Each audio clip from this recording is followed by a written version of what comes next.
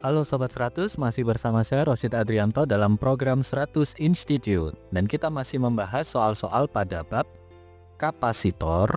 Oke Sobat 100, pada video berikut ini kita akan menentukan nilai muatan dalam suatu kapasitor. Simak soalnya baik-baik ya.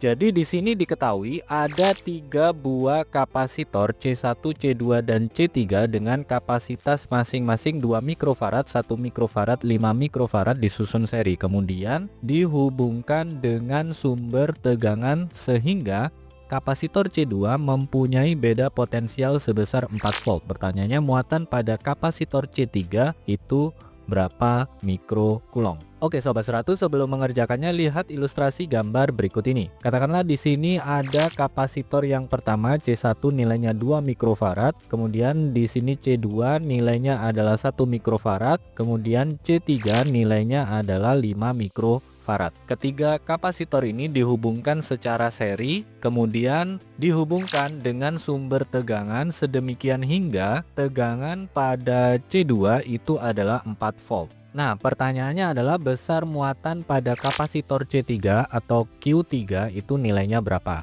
Sobat 100 harus paham ya, untuk menentukan nilai muatan dalam suatu kapasitor apabila di sini ada 3 buah kapasitor disusun seri. Jadi teorinya di sini karena kapasitor disusun secara seri, maka nilai Q3 sama dengan Q2 yaitu sama dengan C2 kali V2. Jadi kalau tersusun seri, nilai muatan pada masing-masing kapasitor itu adalah sama ya. Jadi Q3 sama dengan Q2 sama dengan Q1. Karena yang diketahui adalah beda potensial pada C2, maka besar muatannya itu sama dengan C2 kalikan V2. Nah, kita masukkan nilai C2 adalah 1 mikrofarad, V2 tadi adalah 4 volt, sehingga muatan Q3 itu sama dengan muatan Q2 sama dengan 1 mikrofarad kalikan 4 volt. Ini tinggal dikalikan saja, 1 kali 4 hasilnya tetap 4 ya. Dengan demikian kita jawab di sini muatan pada kapasitor C3 atau Q3 itu sama dengan Q2, nilainya sama dengan 4 mikrokulong.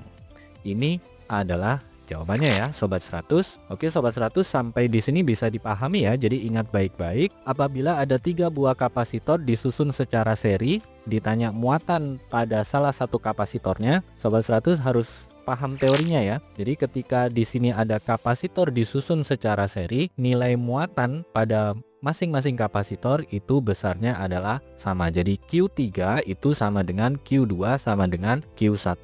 Kita pakai rumus Q sama dengan C2 kalikan V2 karena kebetulan di soal yang diketahui adalah besar potensial pada kapasitor C2. Jadi di sini rumus yang dipakai Q3 sama dengan Q2 sama dengan C2 kali V2.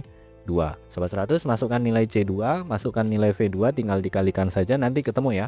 Muatan pada kapasitor C3 adalah sekian mikrokulong. Begitu ya Sobat 100, sampai di sini bisa dipahami ya. Nah, kalau Sobat 100 sudah paham untuk video penjelasan ini, Sobat 100 bisa melihat atau mempelajari video penjelasan yang berikutnya. Lalu untuk pertanyaan atau soal-soal berkaitan dengan mata pelajaran matematika, fisika, kimia, Mandarin atau Inggris, Sobat 100 bisa tanyakan soalnya di aplikasi tanya jawab soal. Oke Sobat 100, selamat belajar ya.